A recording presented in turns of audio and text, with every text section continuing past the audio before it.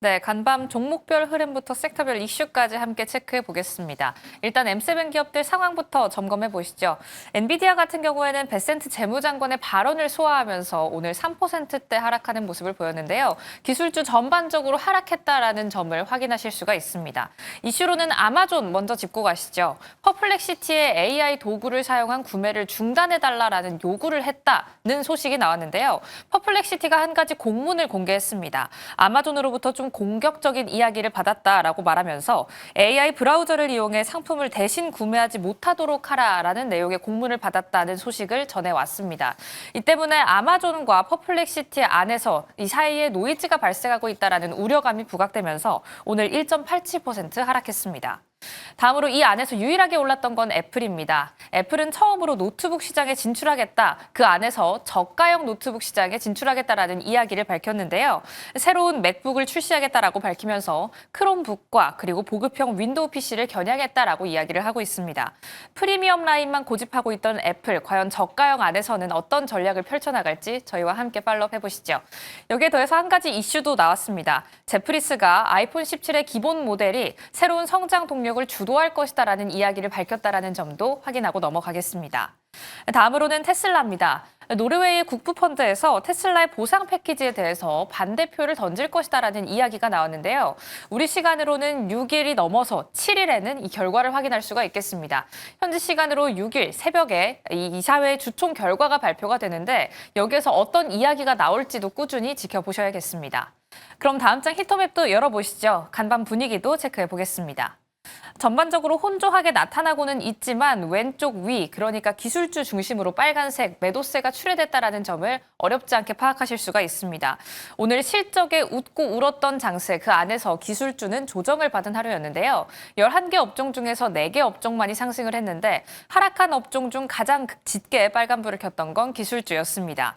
이 안에 이슈도 한번 체크해 보겠습니다. 앞서 언급이 됐던 것처럼 비트코인이 6월 이후 최저치를 기록하면서 장중 10만 달러 선이 붕괴되는 모습을 보였는데요. 이에 따라서 코인 관련주들도 함께 급락하는 모습을 보였습니다. 마이크로스트래티지 장중에 6% 넘는 낙폭 보였고요. 코인베이스 같은 경우에도 6.74% 하락하면서 관련주가 일제히 급락하는 모습을 보였습니다. 다음으로 실적에 울고 웃었던 기업들 체크해 보겠습니다. 일단 주요 기업들의 표정은 좀 어두운데요. 화이자 같은 경우 시장의 예상치를 뛰어넘는 실적을 발표했음에도 불구하고 노보노디스크와의 분쟁 이슈가 있다라는 부분 어제 이 시간에 전해드렸죠. 이 이슈를 함께 소화하면서 오늘 1%대 낙폭 가져갑니다. 다음으로 리비안 같은 경우에는 실적에 대한 기대감에도 불구하고 성장 둔화와 맞물린 정책 불확실성 우려를 받아내면서 오늘 급락하는 모습을 보였습니다. 이 안에서 어제 시간 외에 실적을 발표했던 팔란티어 같은 경우 크게 떨어지는 모습을 보였는데요. AI 버블론을 다시금 고개 들게 한 이 월가의 엇갈리는 평가들 다음 장 통해 만나보시죠. 팔란티어의 실적 발표를 기다려봐야 한다라고 이야기를 하면서 여러 이슈들을 전해드릴 때 AI 버블론은 아무래도 시장 곳곳에 숨어 있기 때문에 실적 발표 이후에 나오는 이야기를 좀 지켜봐야 한다라고 말씀을 드렸습니다. 하지만 이게 정말 맞았던 이야기였던 것처럼 정말 귀신같이 바로 등장하는 버블론이었는데요.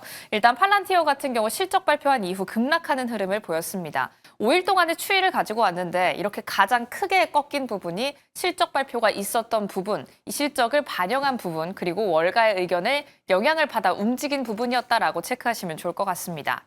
이 실적 발표를 하면서 실적이 잘 안 나왔기 때문에 버블 논란이 불거졌냐? 이건 아니고요. 실적은 잘 나왔는데 이를 통해서 나오고 있는 월가의 의견들이 나뉘고 있는 겁니다. 하나씩 체크해 보시죠. 제프리스 같은 경우에는 실적은 훌륭하지만 여전히 밸류에이션이 너무 극단적으로 높게 형성이 되어 있다라고 이야기하고 있고요. 윌리엄 블레어와 UBS 측에서도 소프트웨어 기업단 안에서도 가장 비싼 기업 중 하나가 될 것이다라고 이야기하고 있습니다. 역시나 PBR도 너무 고평가되어 있다라는 이야기는 속속들이 나오고 있는 상황인데요. 하지만 그 안에서도 조금은 청신호를 보내고 있는 의견이 하나 있습니다. 댄 아이브스가 소속되어 있는 웨드부시 증권이죠. 여기에서는 단기 약세에도 팔란티어를 매수해볼 만하다라고 이야기하면서 동급 최고의 AI 구현 기업이다라는 이야기를 내놓고 있습니다. 이 팍팍한 시장 안에서도 의견 안에서도 한절기 빛 같은 존재인데요. 하지만 그 안에서 영화 빅쇼트의 실제 인물로 알려졌던 헤지펀드 매니저 마이클 버리가 최근 팔란티어 주식에 대해서 대규모의 공매도 포지션을 취했다라는 점은 역시나 우려감으로 가지고 가긴 합니다. 그렇다면 앞서 기술주가 큰 낙폭을 보였다라고 말씀을 드렸는데 전체적으로 어떤 흐름이었는지 한번 확인해 보시죠. 팔란티어의 실적을 두고 이야기가 나오고 있는 월가의 의견을 반영하면서 오늘 전체적인 섹터별 흐름, ETF의 흐름도 가지고 왔는데요. 저한테 가장 가까이 있는 기술주의 낙폭이 가장 두드러집니다. 2.29% 낙폭을 가져가는 모습입니다. 그렇다면 오늘의 실적 발표, 다가올 실적 발표로 이 버블론을 조금은 잠식시킬 수 있을까요?